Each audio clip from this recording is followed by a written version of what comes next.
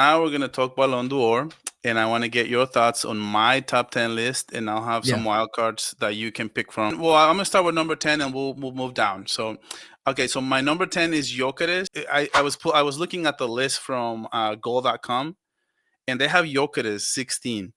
I thought that's insane. I don't know. He scores 61 goals and 15 assists. I think he has the most GAs in the whole Europe and the most goals. So 61, that is insane. Like, what are you saying? Are you saying higher or lower? I think for me, the one thing with Gyökeres is I think the way that it works as well, right, is if you score a goal in the Portuguese league, it's only worth a certain percent compared to like La Liga um or the Premier League. So Yeah, that's one of the he did score pretty good goals in the Champions League. He as did. well, yeah, against Man City and stuff. So I think I think you definitely can make an argument. Yeah. I think top 10 is probably deserved for the campaign that he's having. I thought that Jokic in a very good team. I think he can. I think he's very underrated as far as the Ballon d'Or list. Definitely, they have him ranked above Jude Bellingham and Vinicius Jr. That's crazy to me. That's insane. My number nine is gonna be Kylian Mbappe. Kylian Mbappe's got 36 goal, 5 assists. Well, that's now we know it's 40 because he scored 3 goals on Barca. He Yeah. scored another goal today, a game that they should have lost and they are winning. And then what are you saying? You think Mbappe should deserve to be in the top 9, or you think it should be dropped to maybe 11 or 12? See, the thing with Mbappe is this is where I think you could potentially get one of the wild cards into play for this position, just because of the fact that as much as the Ballon d'Or should be about individual performances during a season, a lot of it comes down to as well like what trophies did you win. That's why I also mentioned Gyökeres, right? Like he could have a great season, but if he doesn't win the Portuguese league, he might not crack Hmm. the top 10 because I think there are players within Inter that you can make an argument for, right? I think there are players even within Barca that you could also make the case that they could crack the top 10 as well. So Hmm. I think with Mbappe, I think again he's had an excellent individual season, especially the second half. I think first half he started a bit slow. Second half he definitely built up to be the player that we know him to be. I think they might because also the Ballon d'Or is a bit of a popularity contest, so I understand why Mbappe would be there, and I think it would be deserved. I wouldn't. I think that it's not egregious to say that he's been a top 10 player in the world, especially Yeah, second half of the yeah. season. I'm also predicting the Club World Cup because I know that's gonna add a little bit extra towards that Yeah, yeah. Ballon d'Or because they're gonna count it, and then who knows if he gets the top score and they win it, that's also a projection. So for my number 8, I'm gonna have Harry Kane. Harry Kane has 41 goals, 12 assists, and just won the Bundesliga. I thought that he had an amazing season. Yeah. When when it mattered most, he scored goals. Even with against Inter, he scored goals that was the quarterfinal. No, yeah, quarterfinals, right? Yeah. They almost beat Inter. They gave a pretty good fight. What are you saying? Are you saying higher, lower? Number 8, I have him above Donnarumma. I think no, I think that's exactly perfect. I think he's exactly where he needs to be. To be honest, I think he deserves it. He's finally won the trophy. That he Finally. contributed heavily to. I think he's been one of the very bright points in this Bayern Munich team. And I think Hmm. it's fully deserved. I don't think he can be any higher just because of the context of the other players above him and the seasons that they're having and the trophies that they will be winning. But this is deserved for Harry Kane. Yeah, I yeah, agree with yeah. that And position. we'll do the whole list, and then after we're done with the list, we can talk about some of those wild cards and see if they can be plugged in for Yeah. the others that are there. So as a number 7, I have Donnarumma. And why am I putting Donnarumma as a number 7? So to me, I think that Barca is not in the final right now because we don't have a keeper that can save us when it matters most. And Mm. Inter had, I think, 7 big chances and they scored 7 goals. So we can stop any of those big chances like Sommer did for Inter Milan. So I am grading Donnarumma highly because I know what he did against Liverpool and I know what he did against even Arsenal, and I know he's Yeah. put in pretty amazing performances. And I don't, in my opinion, as good as PSG looked and as good of a defense they have and as good of an offense that they have and midfield that they have, they still wouldn't be here had not been for Donnarumma. So I'm grading him pretty highly in my opinion at number 7. What are you saying? No, I would agree. I think especially when we look at the Ballon d'Or also being based on moments, performing in the biggest moments. I think Donnarumma has shown up time and time again, throughout the Champions League, and I would argue as well in League. He got named obviously keeper in the team of the season over there. So I think that he definitely deserves that position. What So would you say if I tell you top five? Because I have him 7. What would you say mhm, top 5? mhm. Just I don't think that he could crack top five just because I think the hardest thing to do in football is score a goal. yeah. So the people who contribute the most of that have usually end up being in the top for that. So Okay. All right. So my number 6, that's gonna be Lautaro Martinez, in my opinion. I know some people don't rate him. I think he's very underrated. Even last season, after everything that he won, he was still like super, super mm, grossly underrated, in my opinion. I think he yeah. should have been. I don't. I don't think he was top. I don't know if he was in top 5 or top 10. I can't remember last year, but he definitely had a strong case for being at least like top 6 to top 7. So I have a Yeah. number 6. His numbers are not great. Last year he had much better numbers. This year he only has 25 goals, 8 assists, but he is scoring important goals. He did score in the Champions League a lot of goals for Inter Milan Yeah. against Bayern Munich, against Barca, and here we are, man. Maybe he's in position to win the Champions League itself. So, what are you saying as far as my top 6? Yeah. So this is where we get into interesting conversations when we start talking about Inter players, right? Because they still have the opportunity to skyrocket up the list just because of the fact that they still have a chance to win the league, right? So any team, any player that is in this list that performs in the final couple games could win the league for their team, right?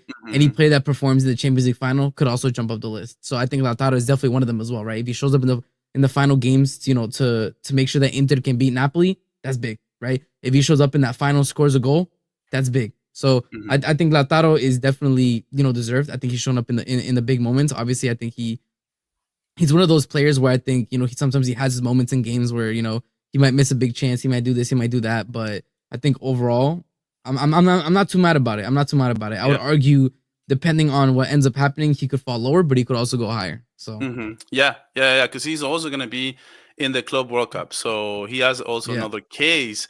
Can you imagine, like, if he wins the Serie A, if he wins the Champions League, and if he wins the Club World Cup, Inter can that's big. very well make a deep run in that tournament too. So who Yeah, knows? yeah, So nitty gritty now. So my top 5.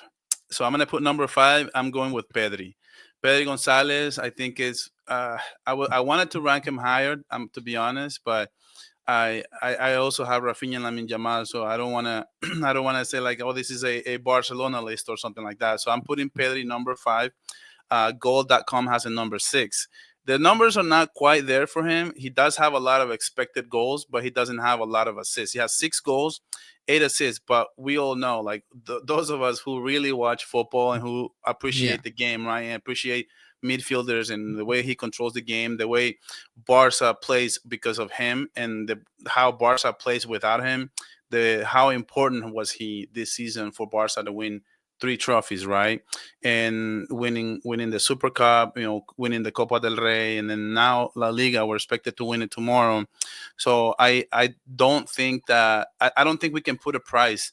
As Barca fans, we can't put a price on Pedri and how important he is in that midfield. yeah, I don't think we wouldn't be nearly as creative. And we can see Real Madrid, when you don't have a creative midfielder, the things that get really crazy, really hard for you to create opportunities for your front three and that balance between defense and offense and midfield. So I'm putting Petty number 5.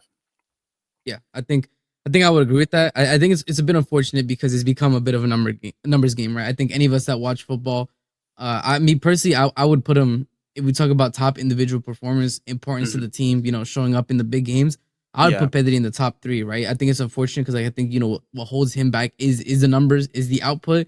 But anybody who watches football knows, yeah. he keeps it ticking in the midfield, right? He's the one who finds the passes, who connects Barca's attack to the defense to the midfield, everything. All he is the beating center of that midfield, and Hmm. without him, Barca look completely different. It's one of those things where without him, that ball is not moving in the Yeah. midfield the way it should be. It's not moving to the attack the way it should be. He is integral to Barca. He deserves to be in the top 5. Completely agreed. Yeah. It's just unfortunate because I do think he's one of the best players in the world as well. But it's just the numbers, unfortunately, was going to be holding him back, which I disagree with. But it is what it is. I know. Sometimes it makes me wonder, like, if Ballon d'Or should be for every position, because at the end of the day, it's not fair that some midfielders like Iniesta, like Xavi, they could never win it because they were up against Messi and Cristiano and those numbers. Too many numbers, yeah. It was just insane. So they could never compete, and it's so unfortunate. Like, it makes me think that maybe they should have, like they should have an award for every single position. But anyway, so my top 4, I'm gonna put Salah, Mo Salah. I think he's one of my biggest criticism I've always had about Mo Salah is that he's kind of the opposite to Lamine Yamal. So Lamine Yamal right now, he doesn't have the numbers, right? But he has the performances in the biggest moments. And I feel that that's the one thing that I'm missing from Salah. Like, for example, this Champions League, right? When the team needed him most, Nuno Mendes locked him down. And he comes in with 36 goals, 24 assists. That's insane in the Premier League. In the one, I would say the toughest league is definitely the Premier League, and to be able to put up those numbers, it's nothing to sneeze at. That's very impressive to me. He should be higher, but I've always criticized him. So you can tell me if you want to put him number 3, I'll be fine with it. But always with Mo Salah, when it matters most, he had a finals against Real Madrid as well. I think he went down injured. I can't remember exactly, but there's been a lot of times where I need him to show up, like Lamine Yamal just did, and Lamine Yamal just opened our eyes that you don't necessarily have to win something to show your worth and to show that you're the clutch player. You're in the biggest moments. But what are you saying? Yeah, I mean, I think I agree. I think in terms of Salah, his number output in the Premier League, you can't match it. I think especially for what he means for that Liverpool team. I think the stats is something like he's involved in 67 or 70% of all goals that Liverpool have scored this year. I mean, that's an insane stat. The offense is running through him. Very impressive. Yeah, so take nothing away from that. But I think I agree. I think when you look at this season, you look at both PSG legs, I would argue, right? Both games in that PSG tie, he didn't show up. I would argue as well. You look at that cup final against Newcastle, very quiet, not a good game. And those were back to back. So that's going to weigh heavily against him when we talk about this Ballon d'Or rankings is those big moments in the season.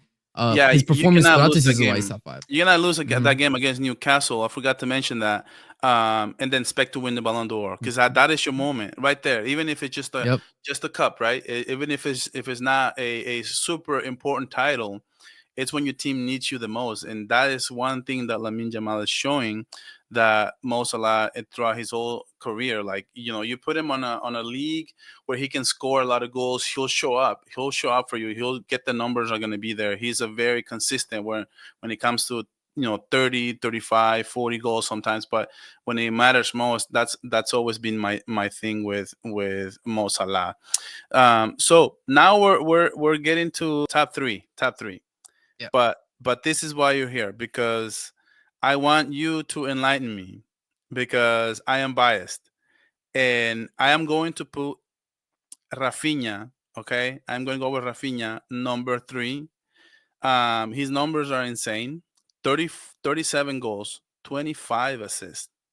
We already know that they want the domestic treble is what they call it, but we all know it's not a treble. So honestly, Raphinha could win it. Potentially you can make an argument that he should be number 1, but when it mattered most against Inter, he get the goals. Okay, so he got the goals against Inter, but as I was saying about Mo Salah, he didn't get the performance. So I want players. My top 1, my top 2. I want players who show up in the biggest moments. He ghosted in the second leg.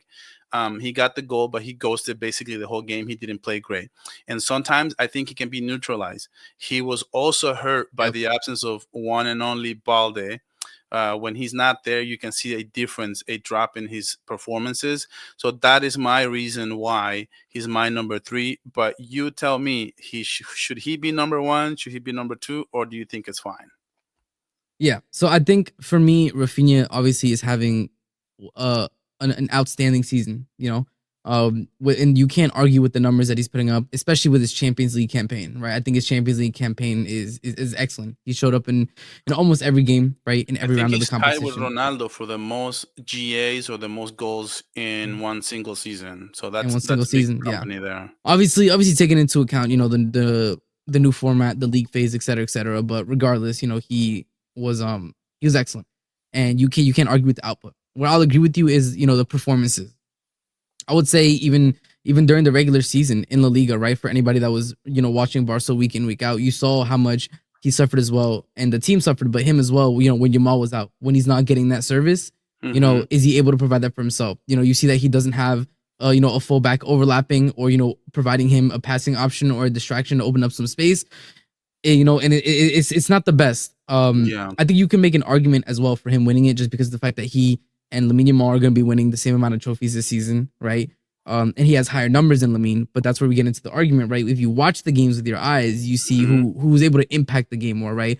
And what I would argue that makes him number 3 is I think, and this we'll get into a bit when we talk about Lamine Yamal. I think he owes about like 60 to 70% of his GNA to Lamine Yamal this season. I mean, without Lamine Yamal, he's not putting up those numbers, and it's simple because nobody else in the world is feeding the passes to him the way Lamine is. Nobody else is opening is making the defense gravitate to, like, the reason why Raphinha gets so much space on that left hand side is because Lamine Yamal is like a black hole. He's bringing all the whole defense to him. And without them even noticing, they're slowly making more and more space, more and more going onto the right hand side, making so much space for him on the left hand side. But again, take away nothing from the seasons that he's been having, and the moments that he has in big games. But I agree with you. I think for me, the things that brings him down is the fact that he's very reliant on his fullback and very reliant on some Lamine Yamal performances for him to be able to get his GNA. And so my number 2 is where most people are going to disagree. I already know that, but we'll get to it. And I'll bring my case. Because number 2, I'm putting Dembele, and hence the reason now Lamine Yamal will be number 1. But let's talk Dembele. So Dembele, 37 goals, 12 assists, and I can make a case that this definitely has to be 1 and 2, because if we take a look at not just numbers, but we take a look at performances, right? Dembele has been insane this season. I can't even recognize him. I've watched him every season that he put in for Barca. I watched him. Like, he was I didn't, at the time when he left, I didn't love it. I wanted him to stay because I knew the kind of player that he was, but obviously we didn't know what Lamine Yamal was going to be, right? So that's why that was a good thing, I guess, at the end of the day, that worked out for both, because he's thriving in PSG's system right now with Luis Enrique. He got the best out of him, best season yet to this day, with, like I said, 35 goals, and he scored and he played really great in that first leg against Arsenal that pretty much sealed the deal. And he was not available for the second leg, but in my opinion, he can still make a case, because this is not over yet. We're still like this prize is not going to be given until December, if I believe. So he can still make win the Champions League. He can still win the Club World Cup. And hey, who's to say that he can't jump Lamine Yamal? But as of right now, and I'll just give you my thoughts on Lamine Yamal, because I want you to talk about the 1 and number 2. And if you disagree, I'm fine. But for me, like I said, Lamine Yamal numbers are not there. But it speaks volumes that even goal.com has him number 2. So he has an insane argument, even though, he's got 16 goals, which is not a lot. He hasn't scored a lot of goals in La Liga. 25 assists, though. And out of those 25 assists, that number should be at least 32 if you watch him. That number should be at least 32. It's just like Pedri. You don't really see the numbers are not there, but if you watch him play, how many times the Raphinha is missing, or somebody's missing an insane Pedri assist that doesn't get recorded because they missed the chance, right? And for me, why am I putting Lamine Yamal? Because I was talking about performances, right? And the way that he played against Inter, the way that he played in the second leg, the way has basically dominated Real Madrid, which is the arch rivals. And not just that, but to me, eye test tells me right now nobody is playing, not even Dembele is playing at the level that Lamine Yamal is playing. And one thing that I'll end with this, for me, that I would give it to Lamine is that degree of difficulty. So you telling me that it's hard, it's easier. I mean, are you telling me that winning a Ballon d'Or at 17 years old it's easy? I mean, your degree of difficulty at that age is just incredible, and I think that's something that the voters are going to take into account. And you can tell me if you disagree, but I think the voters are going to look at his age and say, how hard is it to win a Ballon d'Or or to be in the discussion of the top three at 17 years old? It's so much easier for Dembélés of the world to be in their prime and to be in position to win these trophies. So are you disagreeing or are you agreeing with the top? You can tell me your top two. Yeah, so this is another point that I think I forgot to mention in some of the earlier parts, but we also have to take into account, right, international performances. It's not the biggest thing, right, because there's not a Copa America stuff, but there is a Nations League, right? Yeah. And you look at, France is making it far in the Nations League, right? Lamine Yamal was huge for Spain. And that's the point we have to take, because again, and not only in the Nations League, but the Euros. And I know they tell the voters, right, only look at this season, but they never do. Because if they did, Messi wouldn't have won a couple. So let's be honest. They keep in mind what the players did, in past seasons. So in their mind, they're going to think Euros, right? They're going to think Nations League. They're going to think this season. So I think we also have to keep that in mind a bit in terms of the and that's where I think Raphinha takes a hit, because Brazil has not been great. So I think that's where he might take a bit of a hit to 3. So speaking about Dembele, I think when I look at Dembele, I agree with you. I think he's been good throughout the, I think he's been good throughout the season, good in the league, showing up in the big moments in the Champions League. The numbers are there, right? Left foot, right foot. He's been playing on either side. He's been playing makeshift 9 at times. You feel his impact throughout the campaign, in different positions and in big moments. So I think that's where you can give it to Dembele. I think where you start to diverge the argument, right, is if you take Dembele out of that PSG team, are they still able to do what they need to do, right? And I think the answer is yes. So for me, that's the way I look at the Ballon d'Or. In the second leg against Arsenal, he basically didn't do anything. And that's where I look at, in terms of who's been the best player in the world. I also need to look at importance to their team, which is why for Salah, for example, I mentioned the fact that nearly 70% of their goals have gone through him, right? Because that's how important he is to that team. When I look at how important Dembele is, he's having a great individual season, but PSG is still a functioning unit without him. The reason why Barca fell off the lead that they had in La Liga, Lamine got injured mid-season. It's that simple. It's that simple. 2 down to Inter. Who shows up? Lamine. But and even in this game, right? In the last El Clasico that happened, Barca go down 2-0. Who's showing up? Who's asking? I mean, at 17 years old, and I agree with you when you talk about the age, and people are gonna be like, "Why stop talking about his age?" You don't understand. Like, do people forget when they were 17, or maybe some people aren't even 17 yet? Yeah. To be demanding the ball on the football pitch in these pressure moments at 17 years old is insane levels of mentality, talent, and skill. And a lot of people do not have this. And I agree with you in the sense that the numbers aren't there. But I've always made this argument, which is why I always love, for example, Drogba. Drogba was never a prolific striker. Yeah. But 10 goals, 10 finals. That's all the argument you need to make.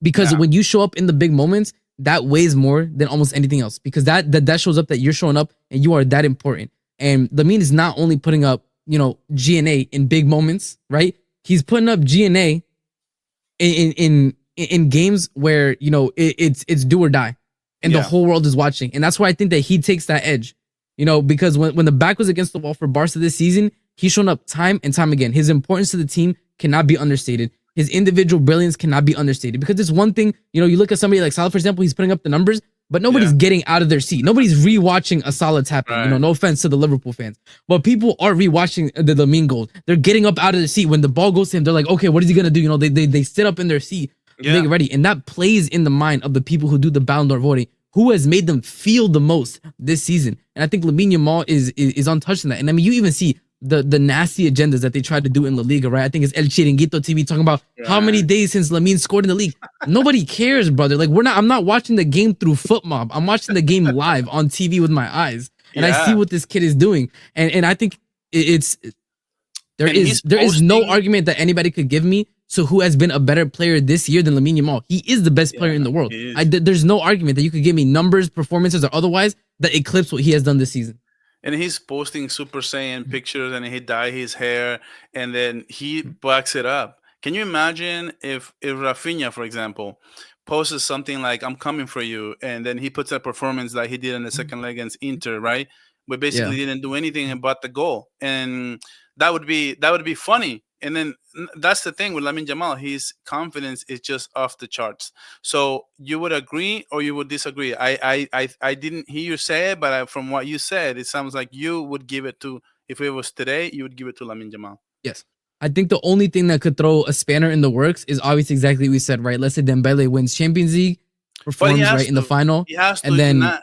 He can't pull a Rafinha where he scores no, a goal. And no, he has to. That's what I'm saying. He has to win and perform in the final. He has to perform in the final and win it, and then I think the Club World Cup, because I think that is the amount of distance you need to cover to even have a chance to take Lamine Yamal this year. I'm being dead serious because he's been so clear the best player in the world.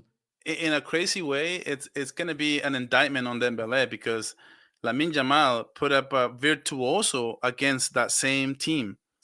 So whatever he does, it's gonna be like a magnifying glass. Like we're gonna be watching. Okay, Dembele, you want to win the Ballon d'Or? Okay, let me see what do you got. Like I want to see. Especially if DeMarco, for example, is getting the better of Dembele, you're gonna start asking like Lamine Yamal was adopting him, damn near Yeah, retired him. So you have to start looking at like if 17-year-old was doing that and Dembele you're not doing it, then how you make the argument? yeah. And this How is you make that? that's a great point because Yeah. you're going to see a direct comparison what Lamine did against Inter and now what Dembele is able to do against Inter in the final. That's a great Okay. point.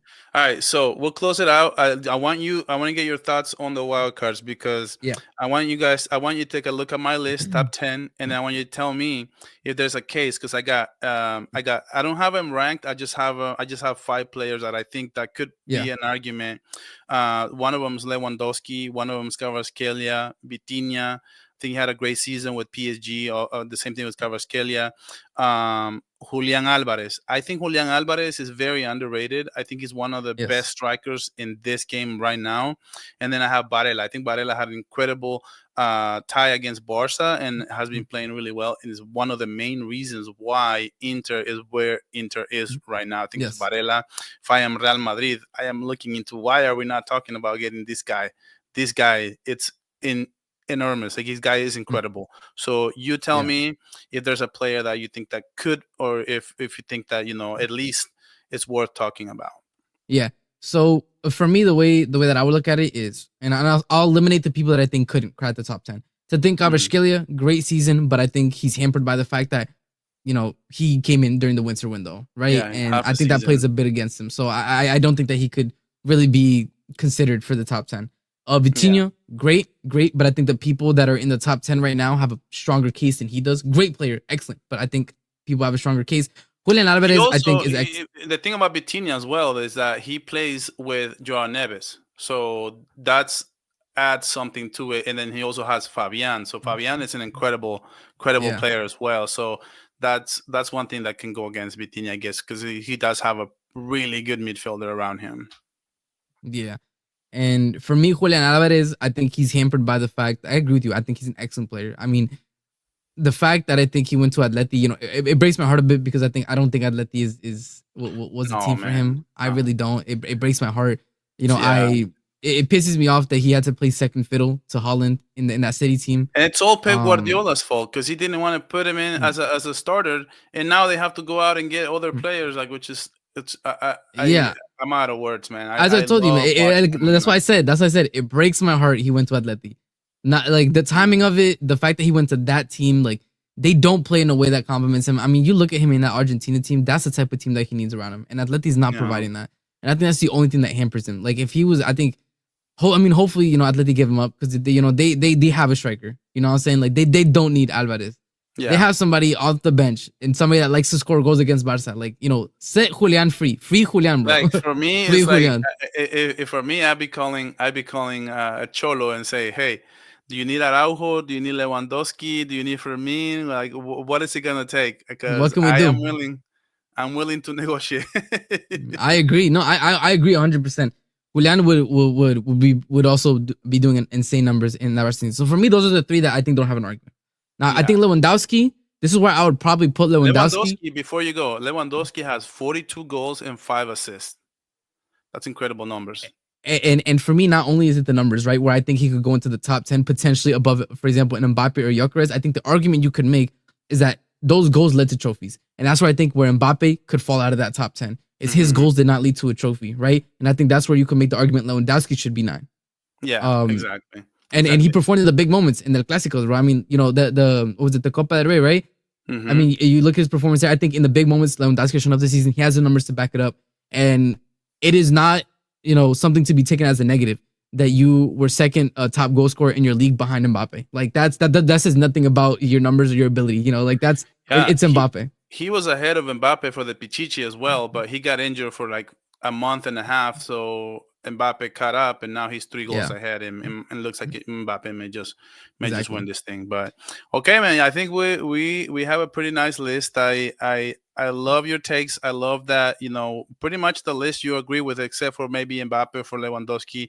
I didn't want to sound like a biased person trying to put all these Barca players in the top 10, and you put him in there, so that speaks volumes. So, any final thoughts?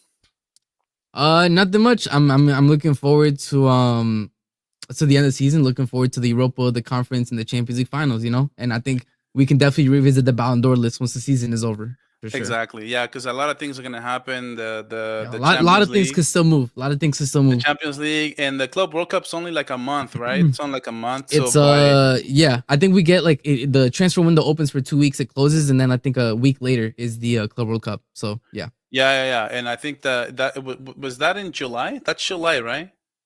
I think the first game was the 11th. I think is what I heard. But yeah, something around there. And then it ends like in August, early August. I think so.